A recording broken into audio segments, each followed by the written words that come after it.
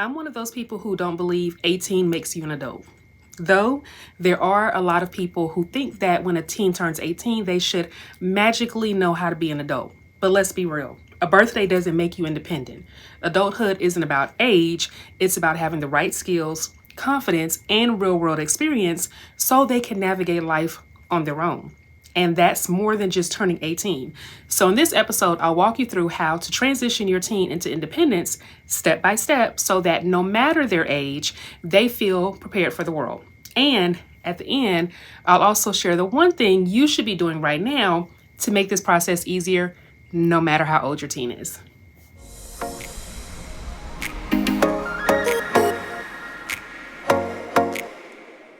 Hey, and welcome to Design My Story. If you're new here, I'm Lakeisha, a mom of five and the author of The First Time Adult.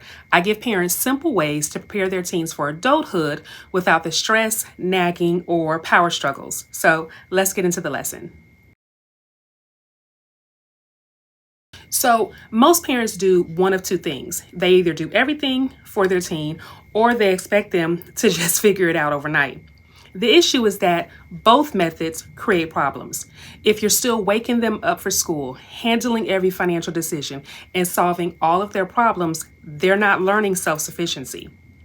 On the flip side, expecting them to be fully independent at 18 without preparation is like expecting them to drive a car without ever taking a driving lesson, right? And many parents feel like they're failing if their teen isn't fully independent by 18. But the truth is, adulthood is a gradual process. By shifting the focus from a deadline to a developmental journey, you create a healthier environment for growth for your teen. So there's a better way to help your teen transition into independence, one that doesn't lead to burnout for you and overwhelm for them. The key is not to remove all support too soon or provide too much for too long, right? It's about gradually handing over responsibilities in a way that builds confidence and capability. Transitioning your teen into independence isn't about throwing them into the deep end and hoping they swim. It's about guiding them through a structured process that gradually builds their skills and confidence so they are truly prepared when they step out on their own. So my, what I like to call 3-phase plan breaks independence into manageable stages so your teen isn't overwhelmed and you aren't left feeling like you failed them. Each phase is designed to meet them where they are and help them develop essential life skills step by step. So phase 1 is our awareness phase. This is typically your ages 14 to 16. This is where you're introducing life skills. This is where they start observing how things work. But the key is to make them aware. Instead of you just paying bills, meal planning, or budgeting in the background, let them in on the process. Why this matters because teens are at this age are naturally curious. If we make life skills part of their everyday conversations with us, they'll start to build an understanding of how adulthood works, right? So how do you do this? So when you're paying bills, showing them the process when you're grocery shopping, having them estimate the total cost before checking out, give them small responsibilities in a no pressure way with tasks you already have to do. So a way that you can put phase 1 into action is by asking your teen, if you had to pay rent today, how much do you think it would cost? Then have them look it up. Now, phase 2 is all about the practice, right? This is ages 16 to 18, and this is where you start giving responsibility. By this age, they need hands-on experience. Let them schedule their own appointments. This is doctor's or dentist appointment, manage a budget, or plan their own transportation if they're working or want to go someplace, right? Why this matters is because experience builds confidence. The more they practice making decisions while still having a safety net, the more capable they'll feel when they're on their own. So how you do this is by letting them take charge of specific tasks like buying groceries, managing their own money, making a doctor's appointment. Don't correct everything immediately. Let them learn from the minor mistakes. So some common mistakes that parents tend to make during this phase is rescuing them too soon, micromanaging, or assuming they already know how to do things instead of asking guiding questions and encourage problem solving. So you'll put this in action by handing them $50 and have them go to the grocery store and meal plan. Let me tell you, it's a very interesting process when you make them do that. So if you're like me, I have two kids that are in phase 3, independence, 18 plus, full transition. This is where they should be making decisions with minimal intervention. If they mess up, it's a learning opportunity, not a rescue mission. And why this matters is because many young adults struggle when they first move out because they've never had full control over their responsibilities. We hit on that in the previous video. I'll put that up here so that way you can go check it out. So gradual independence ensures they're ready when the time comes. And so how you do this is encourage them to manage their full budget on their own, paying their own phone bill, handling their own transportation, and making larger decisions like signing a lease or choosing their own insurance, like auto insurance, right? How you put this in action is you have them handle their own bills, like a cell phone bill or a portion of the home internet, rent payments. Maybe you want to collect like $100 a month from them all before they move out. That's phase 3.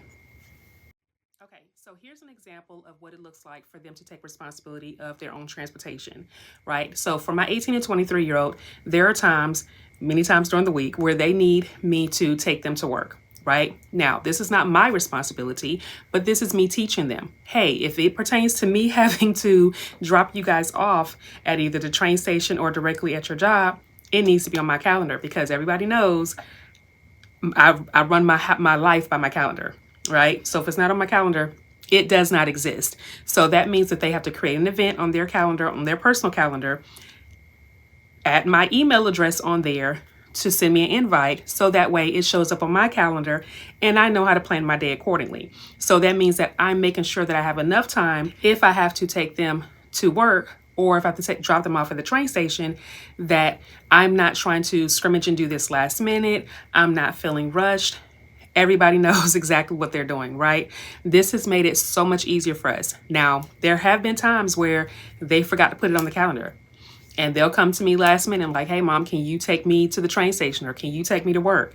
Sometimes it's a yes, sometimes it's a no, right? But I promise you, those no's are very few and far in between now, right? Because they have learned, okay, if Mom is responsible for, if I'm asking her and making it her responsibility to take me, to work or take me to the train station, I need to respect her time by putting this on her calendar so that way she knows. So again, not only are you teaching them to own that responsibility, but you're also enforcing and building those boundaries that are good for you as well as for them. But also remember, no matter how old your teen is, the best thing you can do is let them experience real life decisions while they still have a safety net, again, you. And so that means instead of just talking about responsibility, letting them practice it, giving them control over small decisions, letting them problem solve and guide them without stepping in and to fix everything. So for example, if they make a budgeting mistake, don't immediately bail them out. Help them figure out how to fix it. Right? Which is sometimes a little challenging for us. Start by asking, what do you think you should do next? Right? What do you think the next step should be? Or what are 2 solutions that you can choose first? These are just small adjustments, but it puts the decision making back into their hands while it allows you to just simply provide guidance. So the earlier they start practicing adulthood responsibilities like this, the smoother the transition will be at, let's say, 18, 21, or 25, or whenever they truly step out on their own. Because again, adulthood is more than a number. Okay, so we talked about why so many parents struggle with preparing their teens for independence and how to avoid the most common mistakes. We walked through the 3-phase plan to make the transition smoother, starting with awareness, moving into practice, and then full independence, right? And finally, I gave you one key action step that you can take today, letting your teen start making decisions while they're still living at home. Because remember, adulthood isn't about turning 18. It's about building skills over time. So let's make sure our teens are ready for the real world one step at a time. Okay, so I got some homework for you. So what's one responsibility you've already handed over to your teen, or after hearing these tips, that you will hand over to your teen? Let me know in the comments. All right, if this helped you, please make sure to hit like, subscribe, and share this with other parents who could benefit from this information. Also, I've got something for you. I've created the Teen Independence Playbook, which lays out step by step what responsibilities your teen should take on by age so they're truly prepared for adulthood. So be sure to click the link in the description to grab it and start using it today. Now, if you want a step-by-step roadmap to help your teen transition into adulthood smoothly, then I want you to check out the First Time Adult Life Readiness set. That link is also inside the description. All right, thank you so much for watching, and don't forget to design your story now, design your day for greatness, and have a great day on purpose. I'll see you in my next video.